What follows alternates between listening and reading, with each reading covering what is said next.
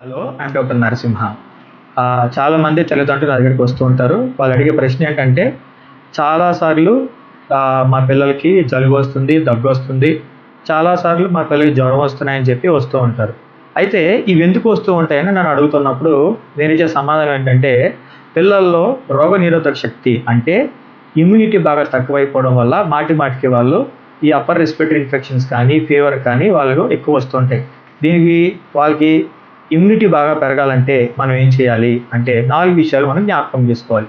ఒకటి, మంచి పోషక విలువలు కలిగిన ఆహారాన్ని మనం ఇవ్వాలి. బ్యాలెన్స్‌డ్ డైట్ అంటే కార్బోహైడ్రేట్స్, ఫ్యాట్స్, ప్రోటీన్స్ అలాగే ఫ్రూట్స్ ఇవన్నీ కలిసి ఇచ్చినప్పుడు వాళ్ళకి ఖచ్చితంగా బ్యాలెన్స్‌డ్ డైట్ ఉంటది కాబట్టి వాళ్ళకి ఇమ్యూనిటీ అనేది బాగా పెరుగుతది.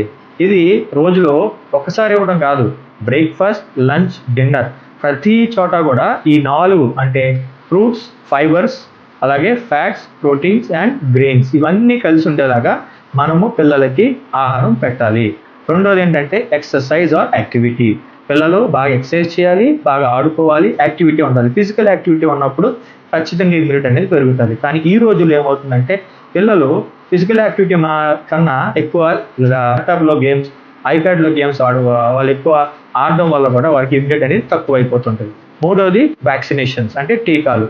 ఎవరైతే టీకాలు టైమ్లీగా వేయించుకుంటారో, చెప్పినట్టుగా వేయించుకుంటారో, షెడ్యూల్ ప్రకారం వేయించుకుంటారో వాళ్ళకి ఖచ్చితంగా ఇమ్యూనిటీ అనేది చాలా బాగుంటది.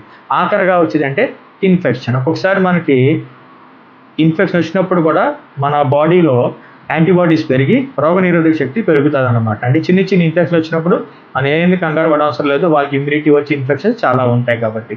ఈ 4 విషయాలు మనం జాగ్రత్త తీసుకుంటే పిల్లలకి ఖచ్చితంగా మంచి ఇమ్యూనిటీ ఉంటది. చాలా హెల్తీగా ఉంటారు. చాలా ఫిట్‌గా ఉంటారు. Thank you. టేక్